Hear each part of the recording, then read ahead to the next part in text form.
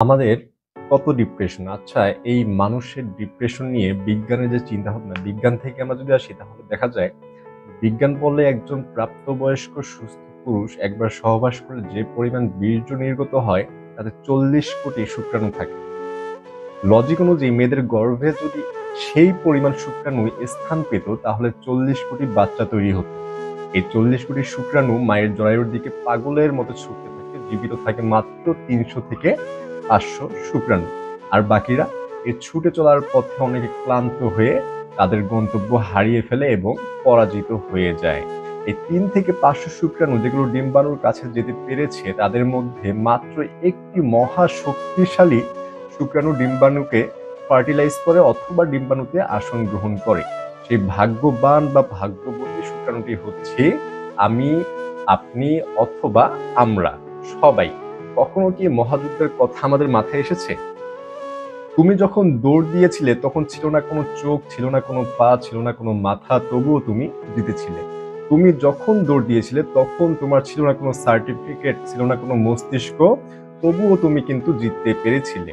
তুমি যখন দৌড় দিয়েছিলে তখন ছিল না তোমার কোনো শিক্ষা, কেউ তোমাকে সাহায্য করেনি, তবুও তুমি জিতেছিলে। তুমি যখন দৌড় দিয়েছিলে তখন তোমার একটি গন্তব্য ছিল এবং সেই গন্তব্যের দিকে উদ্দেশ্য ঠিক রেখে একাগ্র চিত্তে দৌড় দিয়েছিলে এবং শেষ অবধি তুমি জিতেছিলে।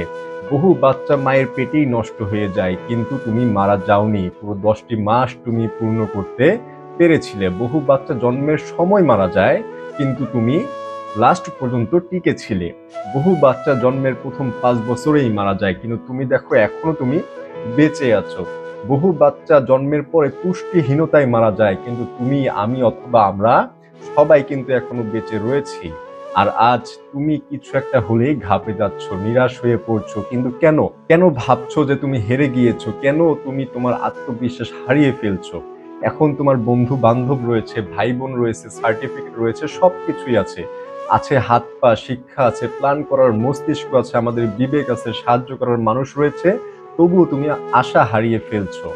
যখন তুমি তোমার জীবনের প্রথম দিনে হার মানোনি, 40 কোটি শুক্রাণুর সাথে মহাযুদ্ধ করে ক্রমাগত দৌড় দিয়ে কারো সাহায্য ছাড়াই প্রতিযোগিতায় একাই বিজয়ী হয়েছ, তাহলে আজ তুমি হতাশ কেন?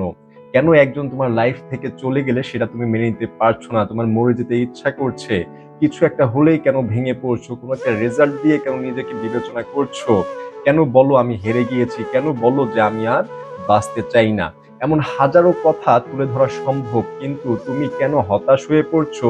তুমি কেন হারবে, কেন হার মানবে? তুমি শুরুতে জিতেছো, শেষে জিতেছো, মাঝপথেও ইনশাল্লাহ জিতবে। নিজেকে সময় দাও, মনকে প্রশ্ন করো কি প্রতিভা আছে তোমার, মনের চাওয়াকে সবসময় মূল্য দিও, সবসময় সৃষ্টিকর্তাকে স্মরণ করো।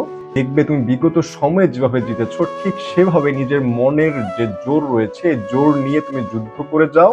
নিজেকে ভালো রাখো, নিজেকে যত্নে রাখো, ইনশাল্লাহ তুমি আবারও জিততে পারবে। জীবনে হার বলে কিচ্ছু নাই। তাই এগুলো একটু ভাবো এবং নিজেকে ডিপ্রেশনে যে নিয়ে যাচ্ছ এই ডিপ্রেশন থেকে একটু হলেও ফিরিয়ে আনো এবং এই যুদ্ধে আবারও ঝাঁপিয়ে পড়ো।